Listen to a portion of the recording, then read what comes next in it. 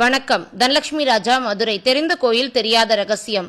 மட்டுவார் குழலி சமேத தாயுமான சுவாமி திருக்கோயில், திருச்சி. திருச்சி மத்தியில் மலக்கோட்டையில் உள்ள சிவபெருமான் திருசீராநாதர், செவ்வந்திநாதர், தாயுமானவர் என்பதன் பெயர் காரணம். முன்னொரு காலத்தில் 3 தலைகளுடைய அசுரன் காவிரி கரை பகுதியை ஆண்டு வந்தான். யார் பெரியவர் என்ற சண்டையில் சிவபெருமானுடன் போரிட அவனின் 3 தலைகளை கொய்த காரணத்தால் இவ்விடம் திருசீராப்பள்ளி எனவும் இறைவனார் திருசீராநாதர் எனவும் பெயர் பெற்றார். திருசீராநாதரை வழிபட்ட சாரமா என்ற முனிவர் தினந்தோறும் தனது நந்தவனத்தில் உள்ள செவ்வந்தி மலர்களை கொண்டு சிவபூஜை செய்து வந்தார்.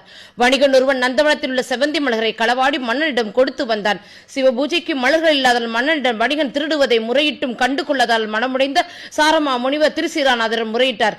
இறைவன் தனது சன்னதியை கிழக்கிலிருந்து மன்னரின் அரசவை இருக்கும் மேற்கு திசை நோக்கி திருப்பி தனது உக்கிரமான பார்வையினால் உறையூரின் மண்மலையை பொழியச் செய்தார். இதனால் அதிர்ச்சி அடைந்த மன்னன் தன் தவறினை உணர்ந்து சிவபெருமானுக்கு செவ்வந்தி மாலையிட்டு வணங்கி முனிவரிடம் மன்னிப்பு கேட்டான். இதனாலே செவ்வந்திநாதர் என பெயர் பெற்றார். திருச்சி நகரில் தனகுந்தன் என்னும் வணிகன் மனைவி ரத்னவதி சிறந்த சிவபக்தை. பிரசவத்திற்கு உதவியாக தன் தாயினை அழைத்த போது காவிரியில் வெள்ளப்பெருக்கு ஏற்பட பிரசவனால் துடித்த ரத்னவதிக்கு அவளின் தாயின் உருவில் சிவபெருமான் வந்து சுகப்பிரசவம் பார்த்து குழந்தைக்கும் தாய்க்கும் தாதி பெண் வேலை பார்த்து பராமரித்து வந்தார். வெள்ளம் வடிந்து ரத்னவதி தாய் வீடு வர தன்னை போல் உள்ள பெண்ணை கண்டு தாயும் மகளும் அதிர்ச்சியிட சிவபெருமான் காட்சியளித்தார். இங்கு சிவபக்தியான ரத்னவதிக்கு சுகப்பிரசவம் மற்றும் தாதி வேலை பார்த்ததினால் இங்குள்ள சிவபெருமான் தாயுமானவர் என்று அழைக்கப்படுகிறார். நன்றி, வணக்கம். தனலட்சுமி ராஜா, மதுரை.